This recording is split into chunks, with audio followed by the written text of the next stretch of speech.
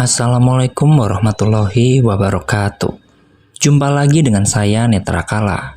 Bagaimana kabar kalian? Semoga selalu diberikan keberlimpahan ya. Tanpa berlama-lama lagi, mari kita masuk ke ceritanya.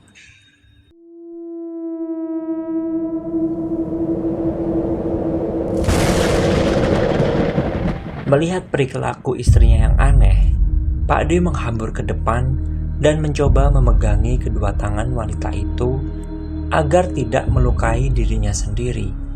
Entah mendapat kekuatan dari mana, Bude yang bertubuh kecil langsung menepis pegangan Pak D dan membuatnya tersungkur ke lantai. "Pak, tolong!" bentak Pak D meminta pertolongan kepada orang-orang yang ada di sana. Segera bapak-bapak langsung mencoba memegangi Bude Ijah, sedang Adit hanya diam mematung. Pandangannya jatuh tepat di belakang budenya. Sosok Ningrum sedang berdiri dengan kain jarik yang melilit lehernya. Senyumnya begitu mengerikan, jauh lebih dari yang bisa ia bayangkan. Perlu beberapa orang untuk memegangi Bude Ijah. Sekarang dia bukan hanya memukuli perut, tapi juga mencoba menjambak rambut panjangnya. Suasana di dapur Mbak Sarmin begitu mencekam. Suara lantunan doa yang bercampur dengan geraman dan tangisan membuat bulu kuduk siapa saja yang melihat pasti akan meremang hebat.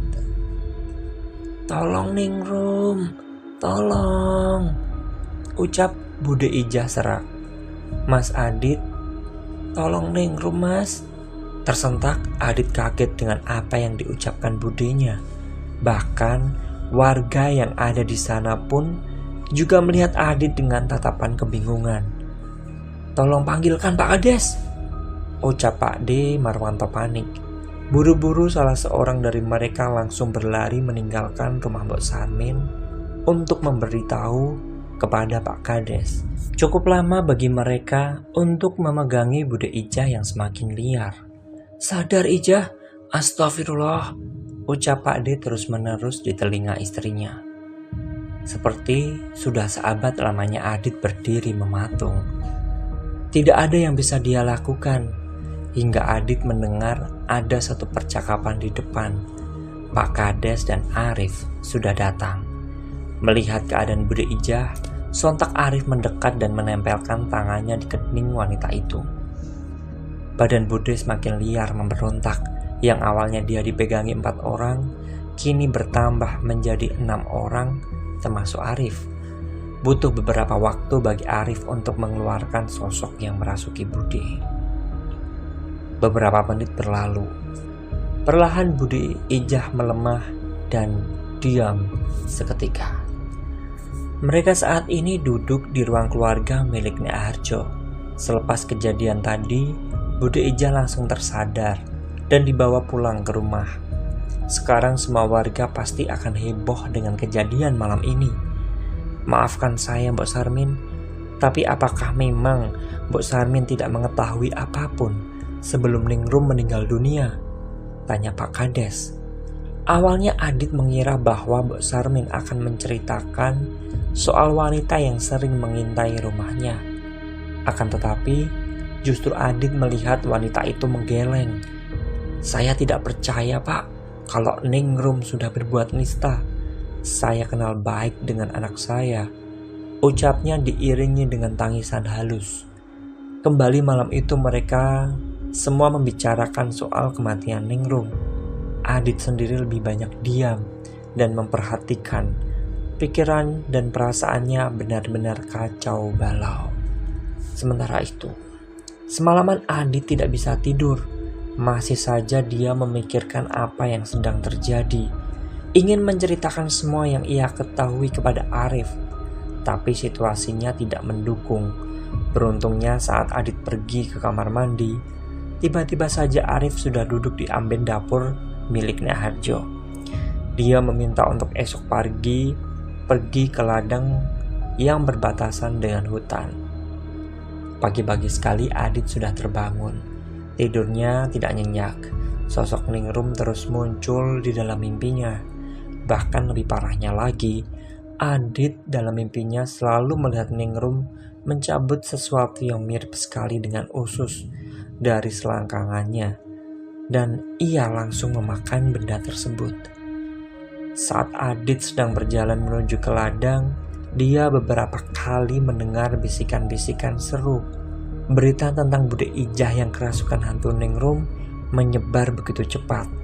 Tidak ada topik selain hantu Ningrum yang mulai bergentayangan. Mengingat cara kematiannya yang tragis dan mengerikan, warga sepakat kalau memang Ningrum tidak terima dan sedang mencari pembunuhnya. Tak lepas dari itu, nama Adit juga terseret ke pembicaraan mereka. Ingin rasanya Adit memberontak dan memberitahu semua orang bahwa dirinya adalah kambing hitam. Tapi apakah warga desa akan percaya dengan itu semua? Apalagi Adit merupakan seorang pendatang, hanya nama baik dari keluarga Harjo yang membuat mereka tidak berani secara langsung untuk berbicara di depan Adit. Kini Adit sudah duduk di atas rumput di ujung ladang yang berbatasan dengan hutan. Sedari tadi dia diam tidak melakukan apapun, hanya hembusan nafas yang dibarengi dengan asap putih keluar dari mulut dan hidungnya. Dit, terdengar suara Arif dari belakang Adit. Kaget, ia spontan langsung menoleh ke belakang. Rif, dari mana kamu? Ucap Adit keheranan. Dari dalam sana, ada yang ingin kupastikan. Nanti kamu juga akan tahu, ujarnya. Mereka sama-sama duduk. Sejenak tidak ada perbincangan. Masing-masing masih menikmati keindahan desa Renggono yang ada di bawah mereka. Dugaanku benar kan? Ada orang yang sedang membuatmu menjadi kambing hitam, ucap Arif tersenyum kecut. Kamu tahu sendiri, aku tidak tahu apa-apa. Sungguh menjengkelkan. Kalau aku tahu orangnya, berkelahi pun aku berani. Tapi dengan permainan seperti ini justru membuatku bingung. Apa benar dia hanya ingin menjadikanku sebagai kambing hitam? Tanya Adit. Ekspresi Arif tidak bisa ditebak. Wajahnya begitu datar. Kombinasi yang pas bukan? Dia memiliki ilmu gaib dan juga otak. Jadi ada informasi apa yang bisa ku ketahui? Kata Arif yang kini memandang Adit dengan wajahnya yang datar itu. Bisakah aku mempercayaimu? Kita kan juga baru kenal. Kenapa kamu mau membantuku? Seharusnya sedari awal kejadian aku sudah pergi dari desa sial ini, ucap Adit menumpahkan unek-uneknya. Kalau kau menanyakan untuk apa aku membantumu, jawabanku mungkin hanya karena ingin. Toh aku juga memiliki tujuan tersendiri. Ada sesuatu yang ingin kupastikan dari orang yang sedang melakukan ritual ini, jawab Arif santai. Bahkan dia tersenyum bahagia. Maksudnya? Adit keheranan dengan perkataan yang dilontarkan oleh orang di sebelahnya itu. Lah, itu urusanku. Sekarang yang penting adalah menemukan orang yang memulai ini semua. Aku sepakat. Percuma saja kau pulang ke kota. Teror ini juga tidak akan berhenti. Jangan dikira mereka tidak bisa menemukanmu, jelas Arif. Setahuku untuk bisa menyantet orang harus menggunakan media-media tertentu. Jadi, siapa yang harus aku curigai? Kemarin pagi nenekku bercerita. Adit menceritakan semua yang ia ketahui, bahkan perilaku budenya yang aneh setiap malam. Arif dengan seksama mendengarkan cerita Adit. Sesekali dia berpaling menatap ke depan dan menghembuskan nafas dalam-dalam. Ada satu alasan yang membuatku memintamu untuk tidak percaya dengan siapapun saat ini. Terserah, mau mempercayaiku atau tidak, aku pun tidak memaksa, ucap Arif saat melihat Adit ingin menyanggah pendapatnya. Seperti yang kamu ketahui, santet selalu punya media. Karena itu hal mutlak untuk bisa mengetahui target yang dituju. Sekarang, Siapa saja yang memiliki kemungkinan untuk melakukan itu semua. Kamu bisa menerka-nerka, bukan? Adit termenung mendengar penjabaran dari Arif. Selama ini dia di desa hanya berinteraksi dengan orang-orang tertentu, yang berarti dari sekian orang itulah yang memiliki kemungkinan kalau dia dalang dari semua ini. Kau bilang kejadian ini pernah menimpa di desa ini, bukan? Sekarang kita cari tahu akar dari permasalahan ini. Tanyakan kepada nenekmu siapa keluarga dari korban sebelumnya. Aku juga akan mencari tahu, ucap Arif sambil beranjak dari duduknya. Sebetulnya aku berpikir, saat ini nyawaku juga tidak terancam. Kenapa kau harus mengetahui semua ini? Tanya Adit penasaran. Ya, memang benar dia hanya dihantui sosok Ningrum. Tidak ada seorang pun yang mencoba melukainya atau bahkan membunuhnya. Seharusnya itu sudah cukup. Dan jika memang warga desa mengira Adit sebagai tersangka pembunuhan atau pelaku penumbalan, mereka juga tidak punya cukup bukti. Mungkin saat ini belum, tapi aku tidak berharap nyawamu menjadi taruhannya. Permainan mereka benar-benar bagus. Kabari aku saat kau sudah mendapatkan informasi tentang keluarga itu, ucap Arif pergi meninggalkan kegelisahan di dalam batin Adit. Tidak menunggu waktu lama, saat sudah sampai di rumah dan mengecek kondisi, Adit langsung bertanya kepada Nek Harjo, siapakah keluarga yang dulu menjadi korban tumbal tali perawan? Awalnya neneknya menolak memberitahu, tetapi karena Adit memaksa, berdalih ini semua demi keselamatannya, akhirnya Nek Harjo memberitahu kalau orang itu adalah Dirman. Dia tinggal di ujung desa dekat dengan rumah Mbok Sarmin. Mendapatkan informasi itu, lantas Adit langsung mengirimkan pesan kepada Arif, mengajaknya untuk pergi menemui Dirman. Jangan sekarang, kita tunggu waktu yang tepat, nanti ku kabari. Pesan teks yang dikirimkan Arif terus saja ia baca. Ada rasa ketidaksabaran di dalam diri Adit, berharap semua permasalahan ini agar segera selesai. Malam kembali datang. Adit sekarang ini hampir benci dengan yang namanya malam hari. Selalu ada ketakutan yang muncul saat semburat merah berubah menjadi gelap. Seolah Adit adalah mangsa yang sedang dilepas dan para pemburu sedang bersiap-siap untuk menemukan keberadaan Adit. Malam itu begitu sunyi.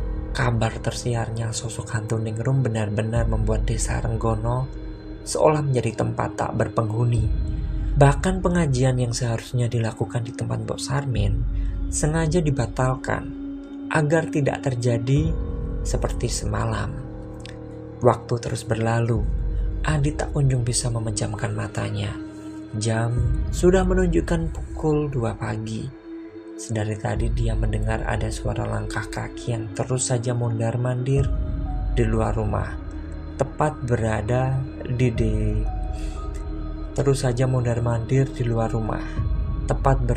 di sisi jendela kamarnya. Adit tidak menggubris. Ia mencoba tetap tenang dengan menempelkan headset di telinganya agar tidak mendengarkan suara tersebut. Krek. Terdengar jelas sekali. Daun pintu yang segera dibuka. Adit seketika bangkit. Nuraninya mengatakan kalau itu pasti budinya. Pelan-pelan, agar tidak menimbulkan suara, Adit berjalan ke arah pintu kamar dan mencoba melihat. Benar saja, Bude Ijah sedang berjalan menuju dapur. Rasa penasaran dan kecurigaan benar-benar menyelimuti Adit. Sempat dia berpikir kalau orang di balik semua ini adalah Bude Ijah.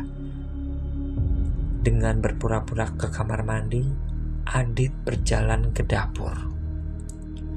Namun ketika sudah sampai di sana, Adit tak menemui sosok Bude Ijah. Hanya pintu kayu yang berada di ujung dapur sedikit terbuka. Buru-buru Adit melihat, dan benar, budenya sedang pergi dari rumah ini, entah sedang menuju kemana. Nekat, Adit mengikuti wanita itu. Jalanan desa begitu sepi. Sesekali Adit bergidik memperhatikan sekitar. Untung saja kabut sedang turun. Jadi jika budenya berbalik, dia tidak akan langsung mengenali Adit. Aneh, mau kemana sebetulnya Bude Ijah pergi? Batin Adit.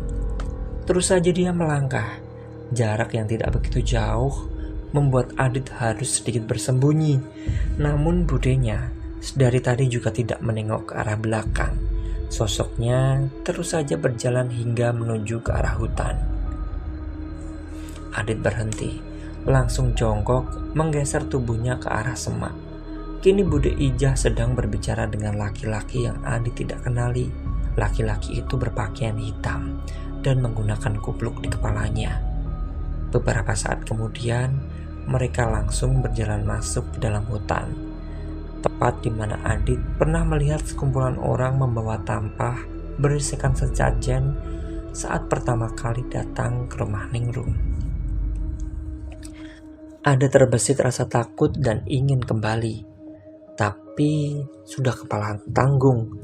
Jika memang budenya yang melakukan ritual ini, maka jelas semua sudah selesai. Esok pagi dia akan memberitahukan semua apa yang dia lihat kepada nenek dan pakdenya. Adit kembali berjalan. Kini dia memberikan jarak yang cukup jauh. Takut suara ranting yang dia injak terdengar oleh mereka berdua. Adit sudah tidak tahu berapa lama dia berjalan. Bodohnya, dia tidak membawa HP untuk merekam semua kejadian ini. Bahkan untuk berjalan saja, dia harus berhati-hati karena gelapnya suasana hutan malam itu. Sosok Bude dan orang asing itu sudah berhenti di sebuah pohon besar. Benar dugaannya, pasti mereka sedang melakukan ritual. Terlihat kini laki-laki itu bersimpuh dan menghidupkan dupa. Angin dingin tiba-tiba saja datang entah dari mana. Bulu kuduk Adit sontak meremang hebat. Nyai, aku datang kembali malam ini. Aku persembahkan darah ayam hitam, ucap laki-laki itu. Dan betapa mualnya Adit, dia meminum sesuatu yang mungkin ia sebutkan sebagai darah. Namun itu belum seberapa. Mata Adit membelas seketika. Sosok Bude dan laki-laki itu kini melepaskan pakaian masing-masing dan mulai bercumbu. Kaget dengan apa yang ia lihat dan tidak mau tahu lebih lanjut, Adit pelan-pelan pergi dari tempat itu. Pikirannya benar-benar kalut, merasa jijik dengan apa yang dia lihat. Hingga buk, ada sesuatu yang jatuh tepat di depannya. Begitu kagetnya dia, tubuhnya tidak bisa bergerak karena syok. Benda putih itu terus menggeliat. Mas Adit, tolong mas, tolongin Ningrum. Terdengar suara Ningrum yang lirih. Tersadar, Adit langsung berlari sekencang-kencangnya. Dia tidak peduli kalau budenya atau orang yang bersamanya mendengar suara langkah kaki Adit. Adit kembali terjatuh. Rasanya kakinya sakit sekali. Sial, umpat Adit. Namun kesialannya tidak berhenti sampai di situ. Di depannya terlihat ada sosok wanita berbaju gelap dengan rambut panjang yang baunya sungguh memuakkan. Adit yang melihat itu begitu panik. Pergelangan kakinya begitu sakit saat ia mencoba untuk berdiri. Siapa kamu? Ujar Adit. Dengan nafas ngos-ngosan, ia tidak menjawab, namun justru tersenyum dan membungkukkan tubuhnya persis di depan Adit. Hati-hati, sek duwe iketan karo setan wis moro. Tali perawan wis oleh siji, kurang telu maneh. Jokone wis disiapke. Hati-hati, yang punya ikatan dengan setan sudah datang. Tali perawan sudah dapat 1, kurang 2 lagi. Perjakannya juga sudah disiapkan, ucapnya dengan nada yang begitu mengerikan. Meskipun lututnya terasa lemas, mau tidak mau Adit harus segera pulang. Tujuannya hanya satu, sesegera mungkin dia harus sampai ke rumah neneknya. Jalanan masih begitu sepi, kabut dan dinginnya malam, daerah pegunungan bahkan tidak terasa sama sekali. Peluh keringat masih terus menetes dari dahinya. Bahkan baju Adit sudah terlihat basah, namun ia tidak peduli. Dia terus saja berjalan menembus keheningan malam. Setelah sampai di rumah, Adit langsung masuk ke dalam kamarnya. Sengaja pintu dapur yang mengarah keluar tidak dia kunci, agar tidak menaruh kecurigaan. Terenyak, Adit tidak menyangka kalau Bude Ijah bisa melakukan hal seperti itu.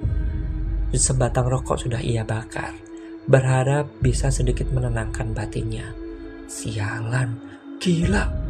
Berulang kali Adit mengumpat saat mengingat peristiwa malam ini. Isapan demi isapan ia lakukan, menimbang-nimbang apakah sebaiknya ia memberitahu kepada Nek Harjo dan Pak De Marwanto. Adit benar-benar bingung.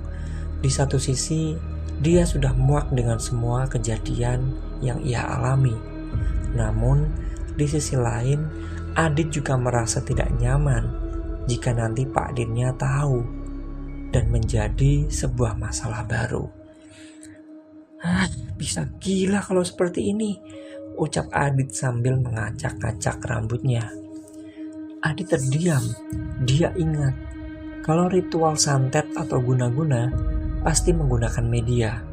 Ia bergegas bangkit dan mulai mencari barang yang sekiranya mencurigakan. Namun, sampai 1 jam lebih, tetap saja Adit tidak menemukan apapun yang aneh di sana.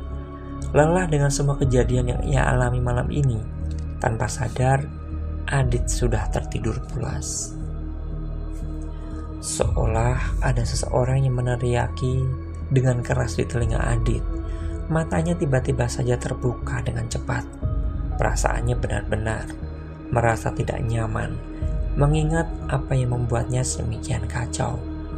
Adit tersadar bahwa semalam dia sudah memergoki budenya melakukan sesuatu yang menurutnya menjijikkan, bersenggama dengan orang yang Adit tidak tahu siapa, dengan menggunakan ritual darah ayam hitam.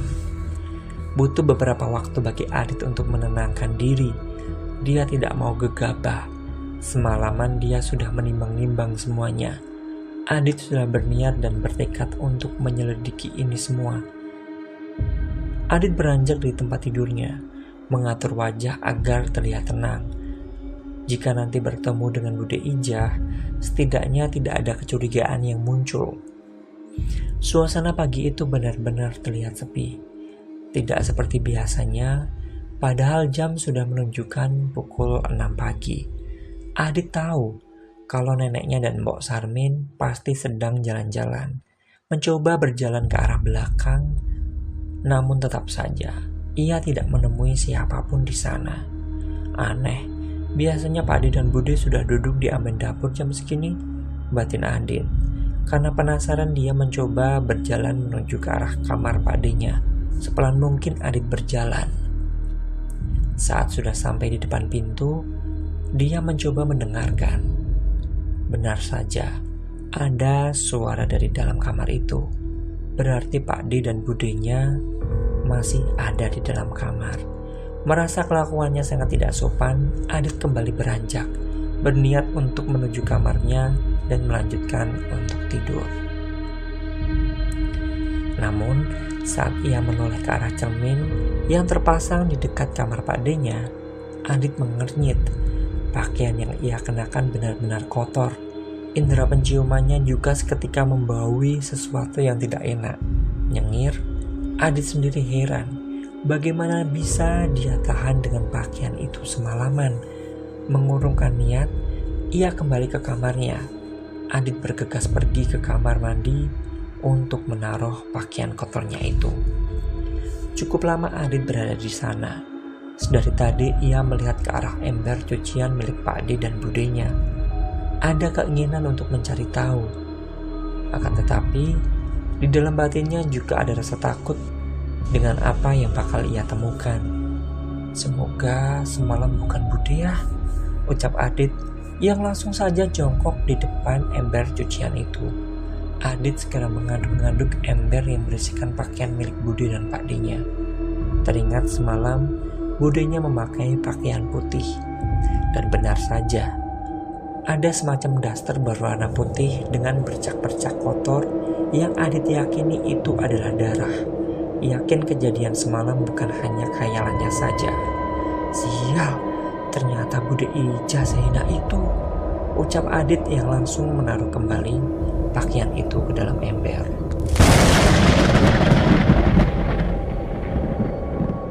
Nah, gimana dengan kisah kali ini? Bagaimana dengan pendapat kalian? Tuliskan di kolom komentar ya. Terima kasih untuk teman-teman yang sudah mengikuti cerita kali ini. Kita akan jumpa lagi di episode selanjutnya, tentu saja dengan Netra Kala.